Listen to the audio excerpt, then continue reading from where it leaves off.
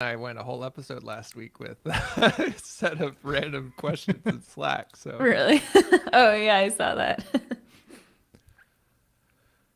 okay, hello YouTube audience. I think let's check. Let's make sure. Changelog.com/live. Let's make sure it's working. It looks live. I see us. All right, we look good. Let's go. It's there. Um, Anything y'all want to ask or hit on before we hit the starter music and rock and roll? Is anyone watching? If anyone's watching and has questions about networking, ask them. That would be Yeah, awesome. you can put that in the Slack too. Good idea. You want to do that or shall I? I can do it. Cool. All right. Anything else? I'll hit the intro music.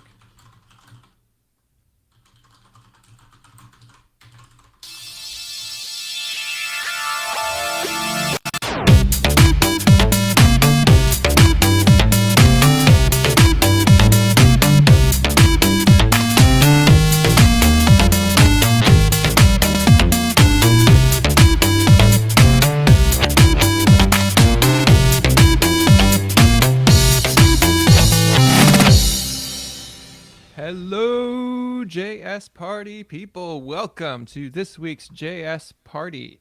I'm KBall. I'll be your host and MC today, and I am joined by two of my friends, internet friends, as Jared likes to say, and fellow panelists. First off, Amelia Wattenberger. Amelia, how are you? I'm good. Joining from sunny Oakland. It's finally Nice. sunny. I know, right? Oh my gosh, I'm so tired of the rain, and it's so nice to have warmth. And somebody who maybe knows about warmth has heard of that occasionally. Nick Nisi, how are you? Oh, hoi hoi. I've occasionally heard about that.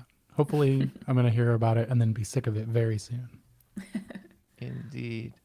All right, so today's topic is professional networking as a software developer. Now, let me start with just like gut reactions. What happens in your body when you hear professional networking?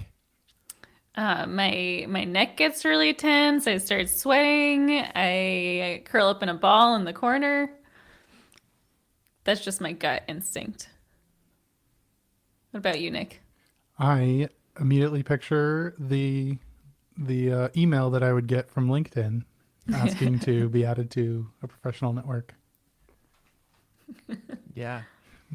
Amelia, I think your response is very common. I brought this as a topic area because I had something like 6 or 8 conversations in the last month, whether it was what people I was coaching or just people I was like hanging out with or whatever, where they're like, "Man, I need to find a new job, and applying online sucks."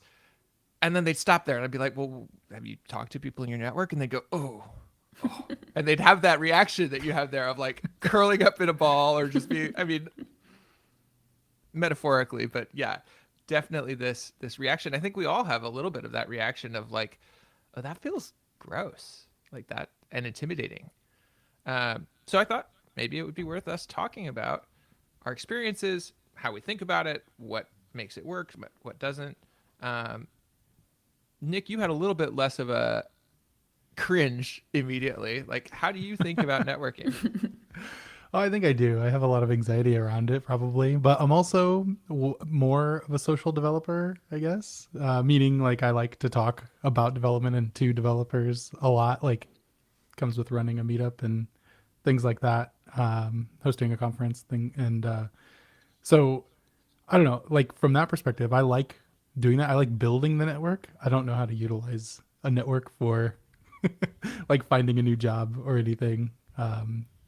I guess I have done that, but not directly, if that makes sense. Ooh, so you will be our resource for hacks for building a network. Okay. Uh, okay. Amelia, how do you think about networking? Yeah, maybe I was being a little bit dramatic. I think for me, the word networking is Not my favorite word, but if you think about it, you know, like if I think about it as like, oh, I'm a developer and here's the friends I've made along the way. I love talking about my work with other people. And you know, if you want to call people you've talked to as your network, then networking is great. That But yeah, completely is like how I reframed networking for myself, because I very much, when I was early in my career, had your reaction of like curl up in a ball, and I've come to peace with networking. Possibly why I end up in all these conversations now about it, because and it was exactly that reframe of like, networking doesn't have to be this like slimy transactional thing. It can be just talking with people who are interested in the same kinds of stuff that I'm interested in. And I think one of my favorite early networking hacks was Meetup, and hosting a Meetup and going to a Meetup and just talking to developers about development. That's networking, right? Like, we're connecting with people. yeah. One of the notes I had is it's interesting to think about like what are the different types of networking, right? Like there's going to meetups and talking to people. There's your existing teammates, you know, or and they become, you know, ex teammates when one of them moves on to a different job. And there's Twitter, right, which is some form of networking. Like there's so many different ways to do this verb. Maybe it's worth listing them out because I feel like I've never thought about, you know, I just engage in activities that I enjoy, but which ones of them fall under the term networking? Well, can we define what a professional network is? It's probably like the people that you connect to in your field that know either you know something about what they're doing or I don't know, you connect on a professional level. I don't think that was helpful at all. No, I mean, that may be part of the challenge here. Is it's like, what is the definition of this thing that we're Yeah. trying to talk about here? I think you're in the right direction of like the people who. Well, I guess that's the first piece. It's about people, Hmm. and it's about people who your relationship, the core way that you think about them or relate with them, is professional. Though I feel like there can also be overlap, right? Like I am friends with a lot of the people that I have worked with, and there are people that I am friends with who are in a similar industry than me, even though like our relationship is purely about friendship. So like there is a blurry line there. Right. And it doesn't always have to be just with developers, right? People I talk to on the marketing team or designers, right? They are also in my network, I assume. Totally. I mean, if they were to go to some new company and be looking for a developer, like you could connect through them. I like this definition. Yeah. Right. This Like works for me. I feel like maybe one of the best things we can do here is just simplify it. Like, professional network is, how do we say it? Like, all the people where your relationship has something to do with work. And networking is just talking with those people. I have a question. Sorry, Nick. No, go ahead. Here's my question. So you mentioned LinkedIn. When I think of what is a professional network, I think of, you know, like LinkedIn, what are they, follow requests or friend requests? Like, how do you all Connection handle, yeah, like, do you get the same number of inbounds that I get? And I'm like, I don't even know, we've never met. I don't even know what you work on. Do you say yes to these things? Is that your network? It's a fantastic question, I think, because I'm very curious about how y'all handle it. But the way I do is if I get a connection request or whatever they're called on there, I say yes. And then I'll get, the follow-up message or email that's like, oh, we've got, a lot of times it's like, oh, we've got this job or whatever. I almost never respond to those. I'll connect all day and then I don't. I'm a bad connection, I guess. That's so funny. I have the opposite. I'm always like, no, don't like dilute my feed because Yeah. sometimes maybe I want to read my feed, and if half of it's people I don't know, and then that's also partially because I feel like I have to respond when they ask me questions, and Ugh, there's a lot of that. Yeah. I at some point switched my profile type to be a creator type, so now people can follow me without connecting. Oh, Um, and so that helped a little bit with that, Amelia, of like maybe I'm not interested in the type of stuff you're going to tell me about, but okay, we can still be like kind of connected. oh, Um, interesting. I didn't know that was an option.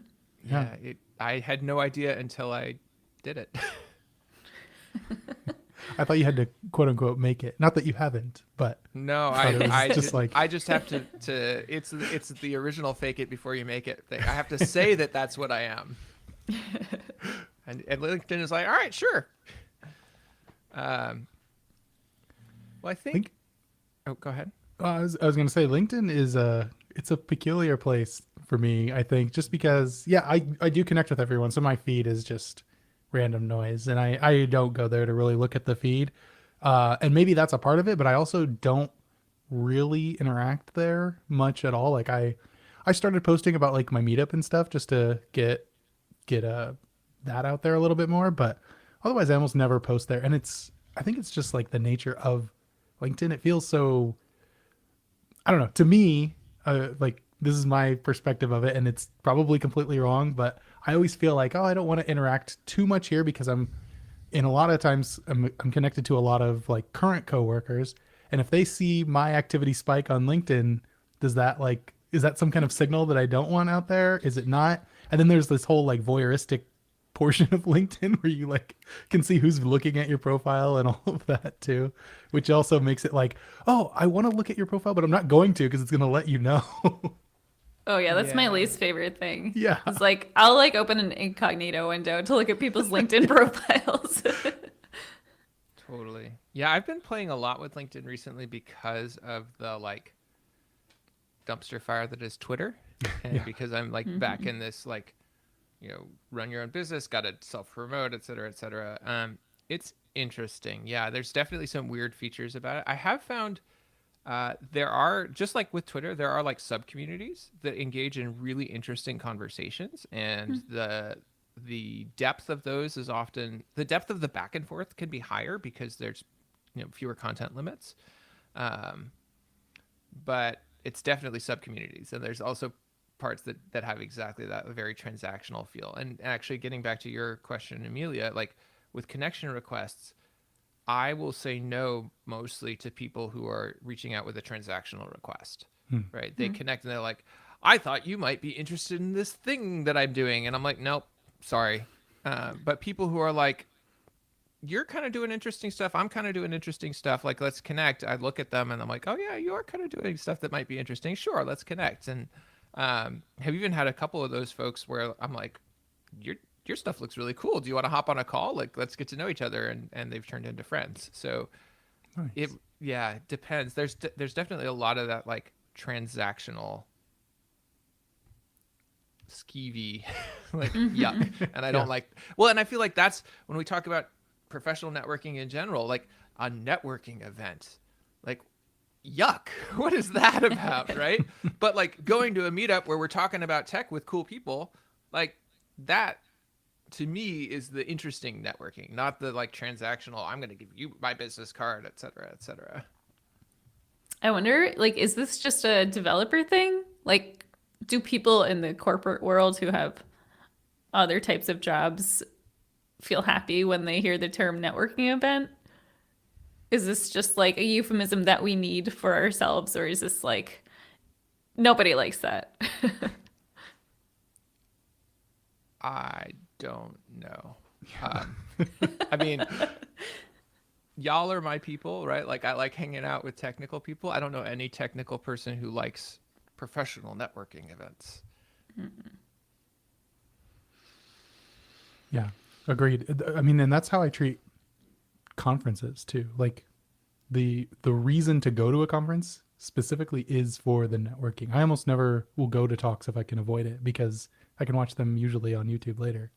And it's more about meeting and connecting with people, but it's I don't know, something about that feels more natural. It's like I don't know, it's just I saw like a Instagram reel today or something that was like, oh, people in their 30s have friends based on like, it's based on sports, it's based on work, or it's based on, something like there's a transactional piece to having a friendship in your 30s. And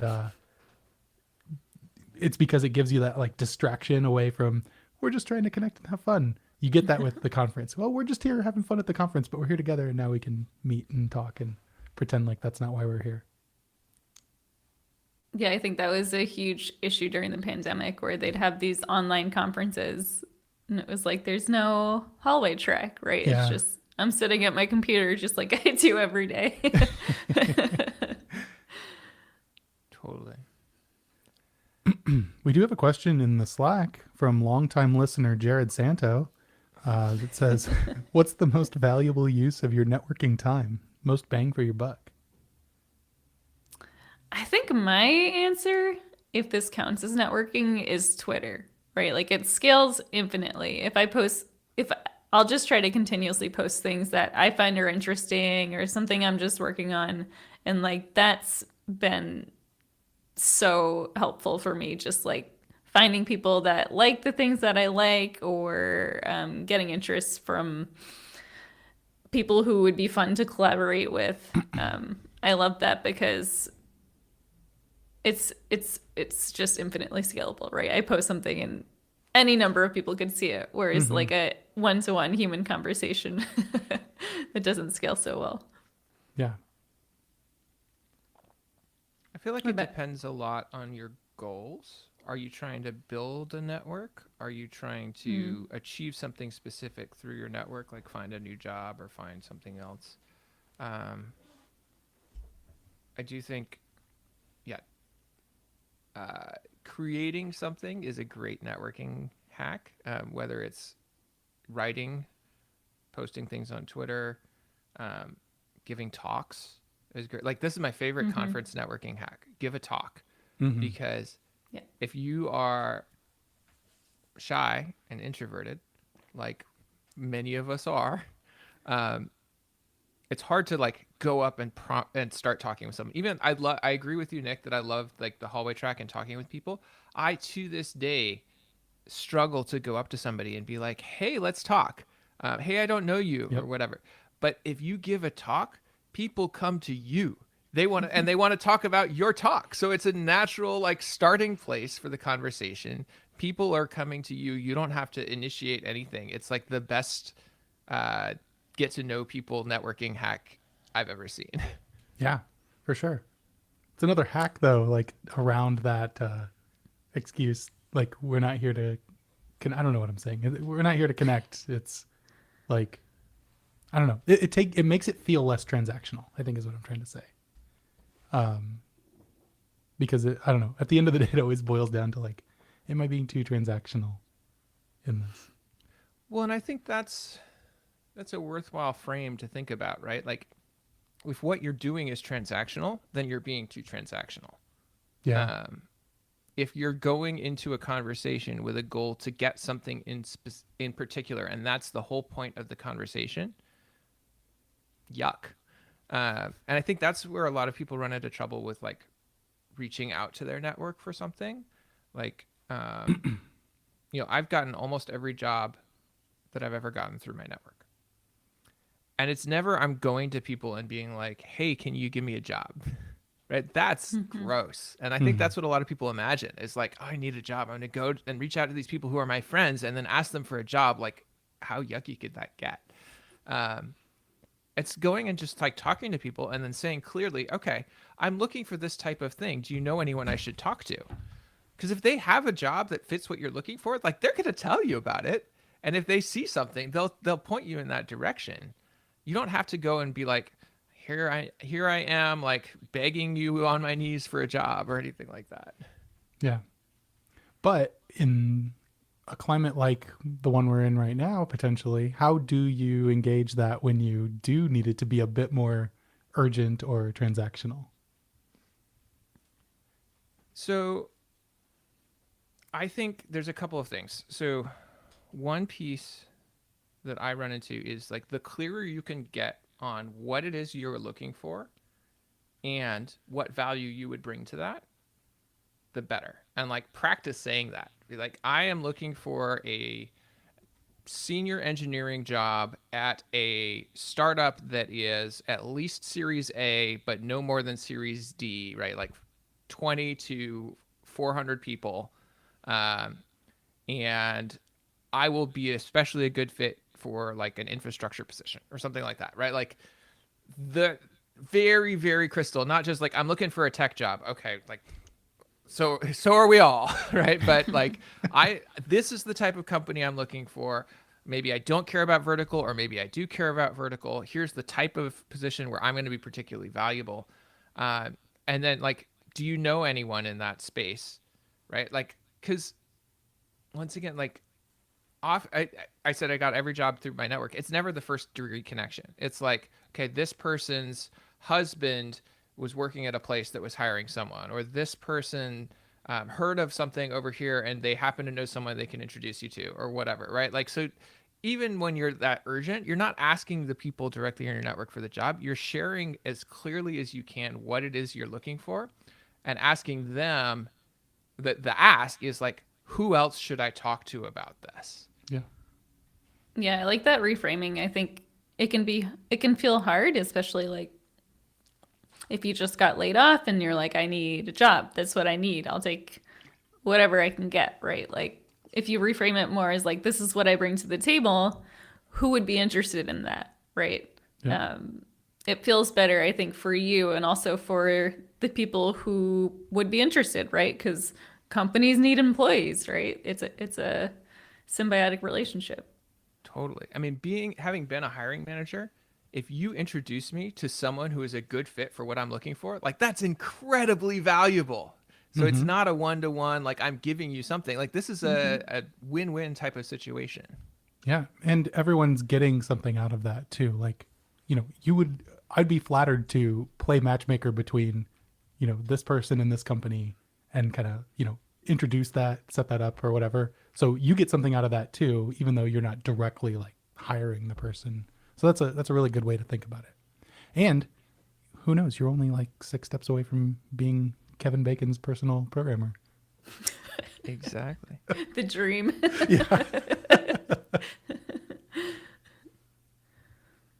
Even by the time you get to 2 steps out, that's so many people, Oh yeah. right? Like you might say you're early in your career and you haven't done a lot of networking. You've probably worked with, if you're 2 jobs in, maybe you've worked with 30 or 40 people that you have good relationships with, right? But each of those people has probably worked with 30 or 40 people. Like it compounds really fast. Yeah. Mm-hmm. Yeah, that's definitely something I've noticed. I've mostly worked at startups, so like 100 people, and then how many of those people do I work with day to day? And now I'm working at GitHub, which is part of Microsoft, right? And that network is way larger. So it's it's interesting. Like if you're trying to maximize your network, I suppose larger companies are better places to do that.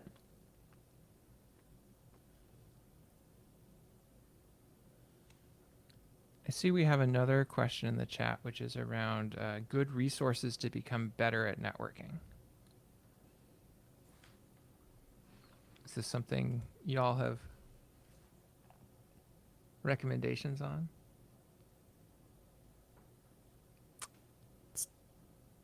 Tough resources. Well, I don't know. I was gonna say Twitter again. Like I feel like that historically, at least, has been such a good place to learn from, and then just like dip in at any level to jump into it. Right? You can lurk for a long time, and then you can just start replying to people and kind of building from there, and then that can create deeper relationships potentially. I know a lot of people buy their Twitter handles at their real names, which is always fun. Um, but that's not really a resource. I mean, your Twitter handle is basically your rapper name, right? So, Yeah. I think the other thing with Twitter is like there's so much modeling of like good networking, right? Like it's all online. So if there's someone who you admire or you think does a really good job at this, all of their messages are on there. So you can go and check out like how is it that they do this? and kind of figure out like some strategies that work for you. I haven't done this, but now that I'm saying it, it's like, maybe that's a really good way to do that. Yeah, I'm trying to think if there's a good resource for this. Like I often will try to move if there's somebody that I want to get better connected with, try to move from a social network conversation to an in-person conversation. And this actually gets a little bit to your um, question, Amelia, about like networking within a company as well. Of like find some excuse, whether it's a thread they were talking about on Twitter, or like you're working in a company and like you were both in a meeting together, or you were talking back and forth on a ticket or something, and be like, hey, like I realized we're chatting back and forth and we've never actually met. Could we like do a quick call and get to know each other? And like I have done that inside companies. I've done that with people I've met on Twitter or LinkedIn. And it's to me, the difference in actually seeing a person and connecting with them instead of just text is huge. Like I really um, value that a lot. And I feel like I'm able to then, then actually when we're talking in text, I feel like I have a much more three-dimensional picture of who this person is and what's going to be like helpful or resonate with them. Yeah, I like that. I now that I'm thinking about it, at GitHub we also have resources, which I'm sure most large companies have, like bagels where they randomly pair people, or like there's like a keyboard group where people talk about keyboards, and I it feels like if you move away from transactional interactions, right, where you just like take every opportunity you can to meet with people, not thinking forward, right? Like, is this going to get me anything in the future? Just like, hey, this person's interested in things that I'm interested in, or they work at the same company, and taking those opportunities. I feel like it always ends up being beneficial in some way down the road. Yeah, I was gonna say that too with regards to like meetups. I've probably told this story before, but like probably my first week out of college, I had just gotten my first job. I went to this magical place called Borders that doesn't exist anymore. Oh. And I picked up a pocket reference book on Perl, and a card dropped out. And I picked it up, and it was a card that somebody had placed there for the local Omaha Pearl Mongers meetup group. And I was like, wow, there are people in Nebraska that are sitting around talking about Pearl. That's amazing. And I took the card, left the book, and went to the next meetup. And I found out that I was the only person who had ever come to talk about Perl. And since then they had joined with like others to create a dynamic language users group and to talk about like just, Ruby, PHP, Perl, JavaScript. And that was my in. And from there I got like my first side gig freelancing job. And then from there I also got my second job that I got through a DM on Twitter, which was awesome. But it was all because of networking with people at this meetup. And I had no intention of like coming to, find a new job or anything like that. It was just like, wow, these are people that are talking about cool stuff that I might be interested in as well. And I just started going to these meetups regularly, which was a lot of fun. I feel like, first of all, I love that story, RIP Borders, and that is some genius growth hacking. I feel like that ties a little bit back to what you're talking about, KBall, with like, there's like a spectrum of the quality or significance of different connections, right? Like if you're in person, you live in the same place and you're interested in the same thing, that's like a very strong connection versus like, hey, there's someone I like saw tweeted something one time, right? Like I love the idea of like moving up that spectrum, and like having a more significant connection to people, and like that leading to things probably way more fruitfully than the like random connections we have kind of at the edges. And the other thing is like we're all bad at this, I think. Yeah. I mean, maybe there's somebody out there who's actually good at this and they're probably not a software developer. They're probably like a salesperson or something. But like we're all bad at this, so give yourself a little slack, right? And don't feel like, oh my gosh, this has got to be the perfect conversation, or oh my gosh, they're gonna think I'm so weird or whatever. Like we're just all, you know, introverted humans trying to figure out how to talk to people. And I think a good hack to kind of go along with that is uh, like try and listen more than you speak, or try and be engaged in what they're saying more than trying to think about what you're going to say next. Um, that's hard, but it's way more fruitful, and you're way more memorable if you're, you know, engaged actively in the conversation, asking follow-up questions, and, you know, getting the person to talk about them more than you're trying to promote your own stuff, which also feels kind of weird. Oh my gosh, that reminds me of like the best article I ever saw about good conversations. I'll put a link in the show notes, but the title was "Good Conversations Have Lots of Doorknobs," and the idea is there's a couple pieces. So one was around this asking versus telling or talking, and like different people have different styles. And that some people very naturally just want to ask all the time, and some people very naturally just want to talk all the time. So like becoming aware of like, what's my natural style? Okay, what's this person's natural style? Maybe I can adjust to that. But the other was this concept of doorknobs, which is like, here's a conversational tidbit, whether it's an interesting question or it's an interesting bizarre statement that like we can take and open doors to places to talk about. So tech context, it might be like, hey, I built an app the other day for the first time using Next. All right, that's a doorknob. We can go down this whole conversation in a couple of directions. We can talk about Next. We can talk about the app you built. Like we can talk about side projects, but you've just dropped this like opening, and they can choose to take it or not. But if you're in a conversation, like being aware of this concept of doorknobs, looking for them, following them, or dropping them yourself to help make the conversation flow. I like that. Yeah, I want to read that. That sounds really interesting. I guess I've never thought of it like that. I feel like often someone will drop something. Like the other day, we were having a conversation in a group, and I said, I've only played one video game. And then like the conversation moved on. Like multiple people were like, declined. wait. Don't want to open that door. What was in that video game? Yeah, nobody knows. That's fine with me. I'm just picturing that meme of like it's like a cartoon drawing of people dancing, and then there's just like a weird guy in the corner, and you know, you put different things in there, but the one I'm thinking of immediately is like, these people don't even know I use Vim or something like that.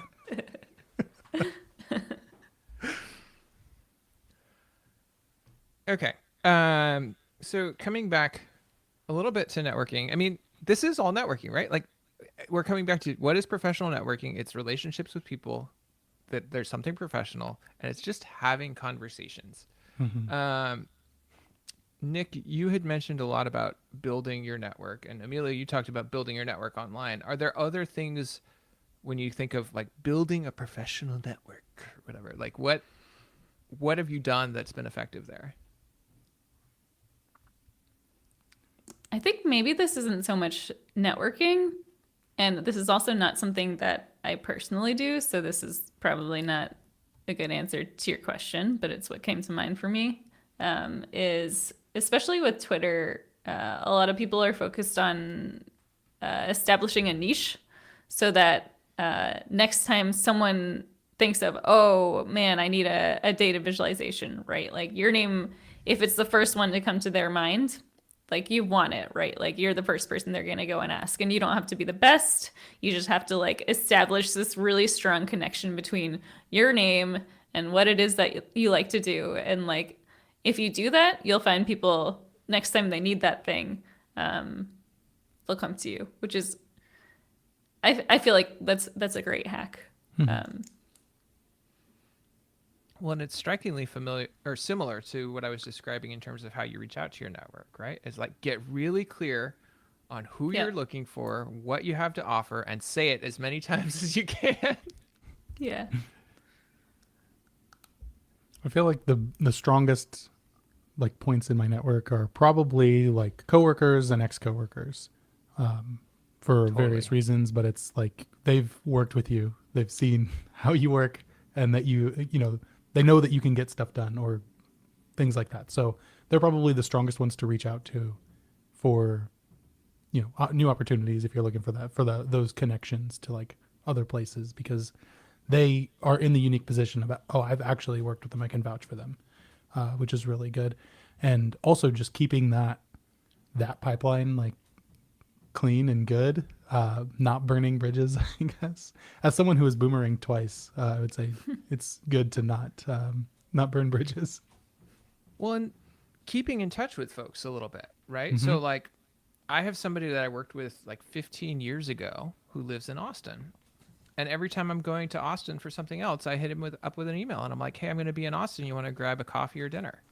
And we hang out and we chat with like no agenda. Yeah, Um, but it's keeping that connection warm. Plus, it's just fun. this is also this okay, this is a hack for developers, right? To scratch the developer itch, but you can automate all of this. You can geofence your phone, and when you arrive in Austin, it sends out text messages to everyone you know who's in Austin, saying, "Hey, I'm in Austin." Or you can do like a yearly thing, like every 6 months or every year, reach out to these people, and it can automatically send these messages without confirming or anything, like through the Shortcuts app. So, you know, if you're looking for the Ooh, all let's right. So automate shortcuts. this. Can I do it with email? Probably, yeah. Okay. Because I periodically do this where I just reach out to a bunch of people and I'll be like, "Hey, it's been a long time. Like, you want to catch up? Mm-hmm. Like, let's schedule time. Here's my Calendly." Right.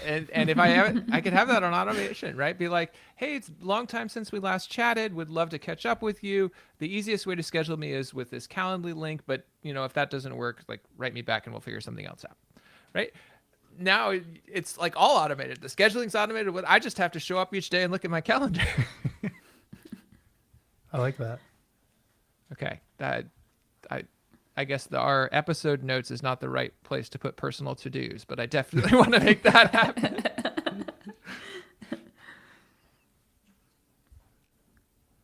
Okay. So building networks, we've talked a lot about. What about now you want to utilize your network? You have something you're trying to achieve. Maybe your current job is suddenly sucking and you're like, yeah, I kind of want to find something new. Or maybe you're switching tracks and you're like, okay, I'm tired of working for somebody else. I want to be a consultant, um, or whatever. How do you do it? That's tough. It's like I don't know the answer, honestly, but like the things that I would think about in that situation are like, I don't know. It's so like sensitive, or it seems so sensitive to you in the moment when you're doing it, because you don't want to like, you don't want maybe your current employer to find out that you're actively looking for something else, or and once it's out, once you tell someone, you can't necessarily fully control it. So that's tough. Um, but also like you don't want, you wouldn't want to, I don't know. I wouldn't want to like reach out to one of you, for example, and then you feel like, oh, this has become too transactional. Like that would be going through my mind. Yeah. Yeah, I have a hard time with that. With like, there's someone you've worked with before, you want something from them. I feel like it's controversial. Like, do you like put like the pleasantries in front? You're like, "Hey, how you doing? I wanted to check up on like this thing you were working on. By the way, are you hiring, or do you know anyone who's hiring?" Or like, do you do it the other way where you're just like, "Hey, how you doing? Are you hiring?" And then like later you can have the small talk where you're catching up. I I think one don't think thing there's that, a good answer. well, one thing that I think KBall brought up earlier, and you just did it as well. Like, do you know anyone who's hiring? Like, not necessarily like coming to you directly and being like, "Can you hire me? Can you, use your clout to help me in some way?" It's more like, "Oh, do you just happen to know?" Like, keeping it casual like that, I think is probably really good. Yeah. Yeah. I bias heavily towards the one you mentioned of like do the chit chat first, except I don't think of it as chit chat. Like that's just as much a part of why I want to talk with them. It's like, hey, I'm thinking of this person because I liked working with them or something like that. And there's actually, I have in my head, like, there's some people you reach out to and they're not the type you would chit chat with, right? Mm. For them, I ask for advice because everybody likes giving advice. Like, hey, I'm in this situation. I'd love to get your advice on it or whatever. And there's a few others of these that you can do depending on who you're reaching out to. But like Mm-hmm. something where the thing that you're asking for in the conversation is something they're going to enjoy, whether it's catching up or it's advice or it's, can you tell me about, like, I'm looking at different types of jobs and your job is different than my job. Can you tell me what it's like? People like to talk about themselves. And then once again, like sharing what you're looking for and asking, who should I talk to? Or do you know anyone who's looking or whatever, right? Because you're not, Nick, you said it. People love to be matchmaker. Yeah, I'll matchmake you and this person. That's great. Like if they have a job for you, they will tell you. Mm-hmm. You don't have to directly ask for that. Just like, Yeah, I think that's the hack. Like, not that I'm looking for hacks to for that, but like, it's Nick, are you looking for a job? it's like coming at it more subtly or framing it in the right way to not like put them in some awkward position, but to give them easy outs if they have nothing, no contact, no jobs to give, no matches to make, things like that. Like keeping it casual and like pleasant conversation has its own reward in it as well. So at least you get that out of it. And maybe, 3 months later, they'll stumble across somebody who has that type of job and they'll reach back out to you and be like, hey, are you still looking? Mm-hmm.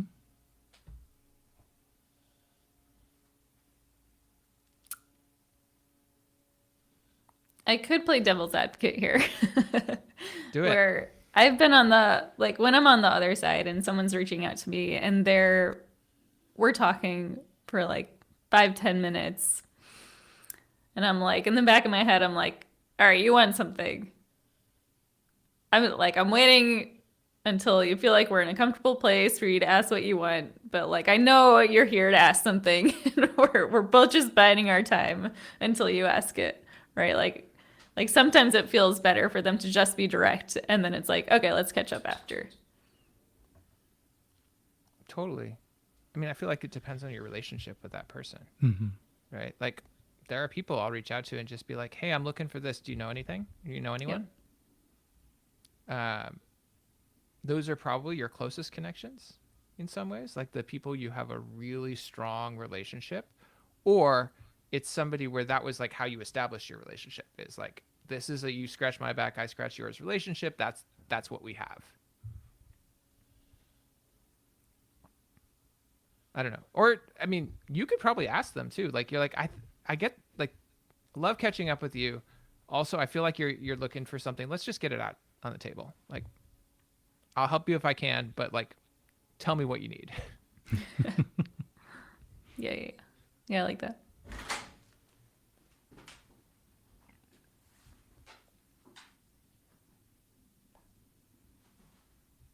Any other networking discomforts or situations or questions you all want to talk about, or things other hacks you found?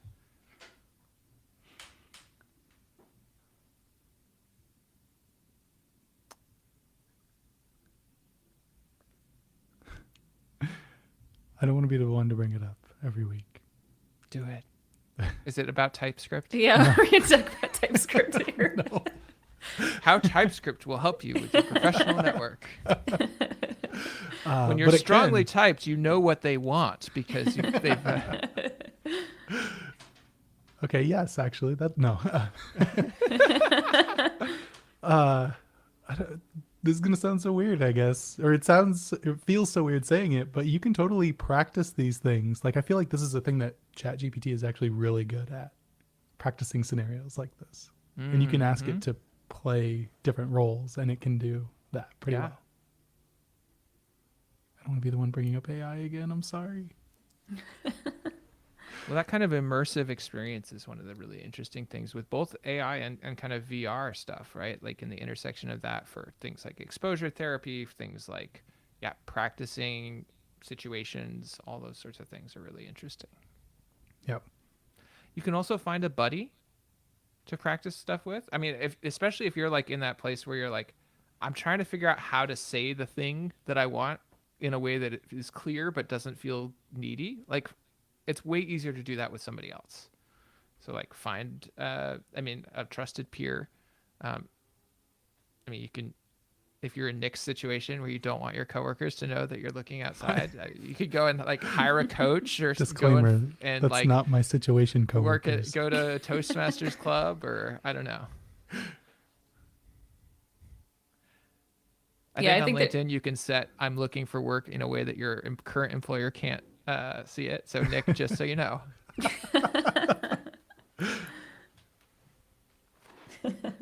Or you can just talk about it on a podcast. That's a really good way to hack your network.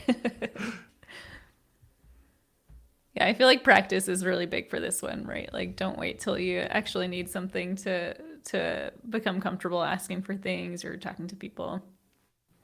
Regular practice, talking to other humans. It's a great thing to do. How do you regularly practice talking to human beings, Amelia? Oh, well, I go to ChatGPT.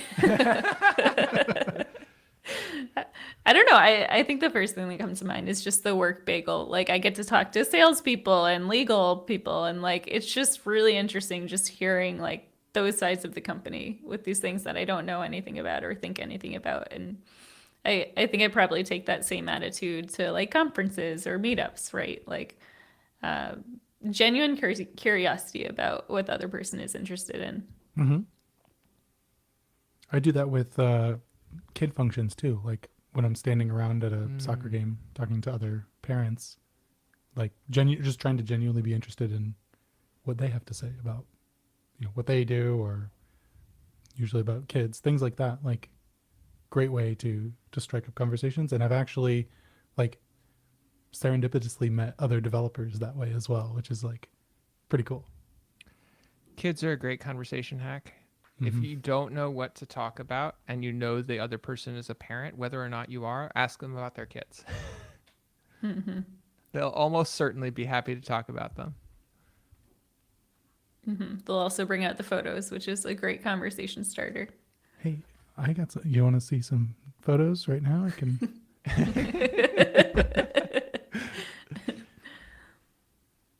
Cool. Well, I think, let's see. If there I don't know that there's any more questions coming in on the chat about networking. We've talked through the various pieces that. The one thing, Amelia, you brought up was, kind of online, we talked about that a little bit with Twitter, but, relationships, internal networking in a remote environment or a remote first environment. You said the bagels, assuming those are virtual, but Yeah. are there other tools or tactics or approaches y'all have used in like the last 3 years where we're all, just faces behind glass squares? It's a really tough one. I think like the remote companies I've been at, it's just like a concerted effort to not just always talk about work, right? Like if you have like a stand up on Monday morning where you kind of talk about like what'd you do this weekend, and like maybe that feels a little bit forced, but like I don't know, I find it important to know about my coworkers other than, like the work that they contribute to the team. Curious about you all.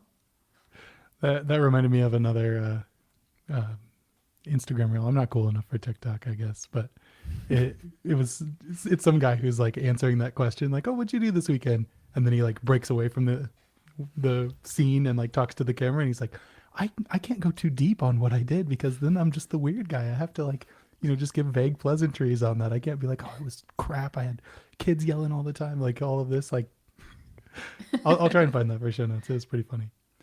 Anyway, that reminds me of, there's a comic of the different ways that parents and non-parents are coming back from a long weekend, with the non-parents like, oh, back to work, and the parents are like, "Hello, adults." Definitely felt that before. It's more just like, hello, structured schedule.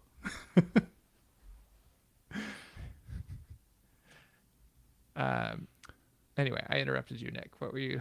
I was going to say one thing that I've done quite a bit is set up one-on-ones a lot and just like have, those one-on-one conversations that aren't necessarily like transactional in the way that work typically is, like not a hierarchical one-on-one or somebody even within my band, but like, just trying to talk to different people at different parts of the company, usually developers. And, it's a lot of times it's not about work or about, even tech usually, but sometimes it is as well. And that's good. It's just building trust and building communication and rapport with all of these people to, be able to easily go to them when I do have something that's super work related or whatever. Like we're both kind of apprised on where each other is at and what we're doing and how things are going outside of work. And that, I mean, at the end of the day, everything is about communication and people. So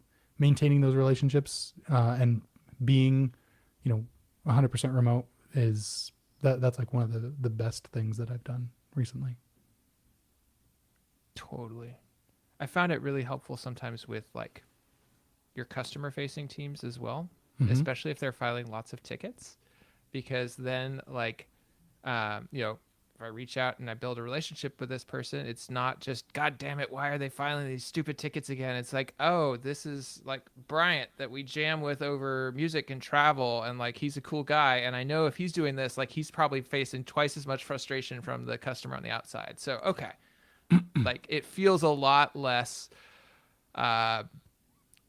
what's the word I'm looking for? Like confrontational, adversarial, adversarial. If you've built a little bit of that relationship and you have something that you've like resonated with each other on, and like I've had it be music, travel, books, like whatever it is. But now when you're like talking back and forth on this high stress ticket or this thing that wasn't specified quite right or whatever, it's like, once again, there's a 3-dimensional person in your head over there, not, God damn it, that idiot.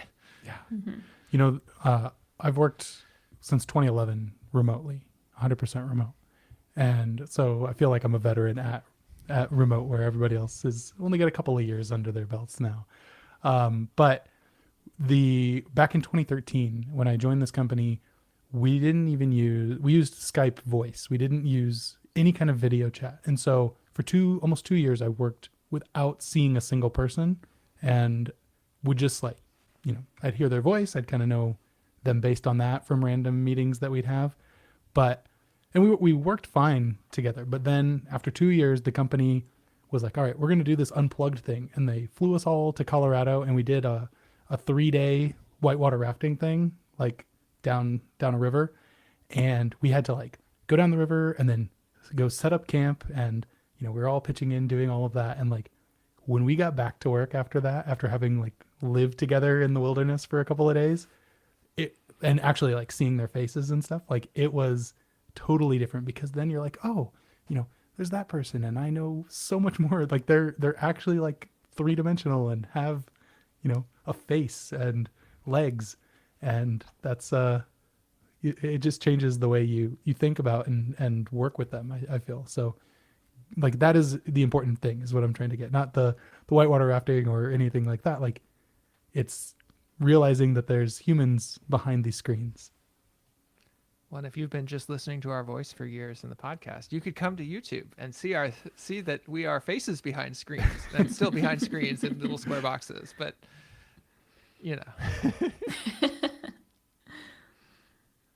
Awesome. Well, I think we've kind of hit this topic all over the place, up, down, sideways, left, right, behind. Any parting thoughts you'd like to leave listeners with about professional networking as a software developer? I would like to add you to my professional network on LinkedIn. We are all on LinkedIn. They could, I've had a few conversations with people who were like, oh, you're that person I listened to on JS Party. And I'm like, yeah, do you want to set up a call and like we can get to know each other? And it's great. So connect to us on LinkedIn. Maybe we can do a call. You can see our face. Or don't for Amelia, because she ignores all of those. Yeah, I outed myself. Yeah, I have low expectations if you want to connect with me, and apologies. Awesome. Did you have any other last tidbits you wanted to share, Amelia? I feel like it's all repetitive, but for me, it's just like practice. Be really just interested. Like I love talking to people who do the similar things to me, and you know, it's okay to be transactional or want something in a transaction, but at the end of the day, we're all humans. Yeah. Love it. At the end of the day, we're all humans. I think that's a perfect way to end this.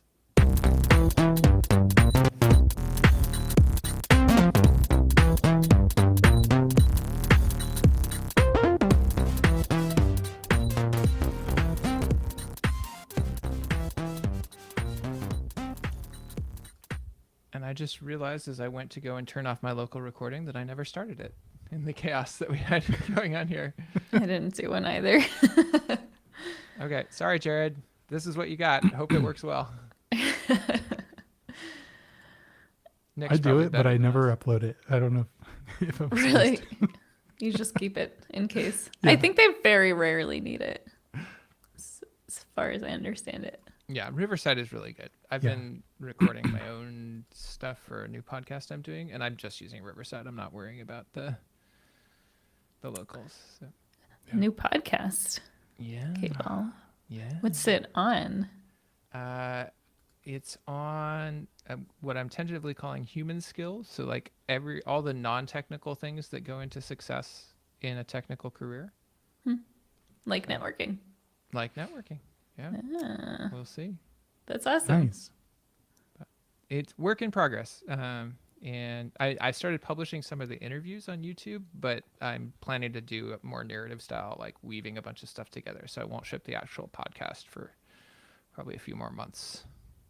That's cool. Are there any new AI tools for dealing with content, audio So content? So I've been using Riverside. It has some like AI tools supposedly. Honestly, I haven't found it to be that helpful so far. Maybe I'm just a bad user. I don't know. But I've then just been editing stuff by hand. Like it's trying to do all this like magic alignment and things in the other, and it's like it's okay. Yeah. There is Descript. Have you ever played with that? I have not yet. That one, It's pretty good. yeah.